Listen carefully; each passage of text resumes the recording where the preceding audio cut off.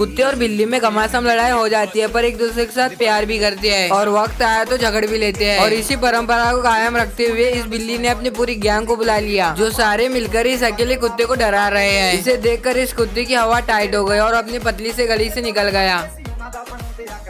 Hey, what up, cuz? Look, can I help you find something? You look like you lost, nephew. ये कुत्ता सोच रहा होगा कि अगर मैं ऐसे पंगा लूंगा तो ये मेरा लाल लाल कर देंगे। दुआ से तुम्हारे और मेरे बीच में सिर्फ एक ही मसला है। लगा के क्या रखा है? क्या लॉजिक क्या है? इसके पीछे उसूल क्या है? मगर याद रखना एक बात, मैं छोड़ूंगा नहीं किसी को। मैं सचमुच चला जाऊंगा। चल मैं जा रहा हूँ। अरे तुझे दोस्तों वीडियो पसंद आई तो हमारे चैनल को सब्सक्राइब करके ही जाना।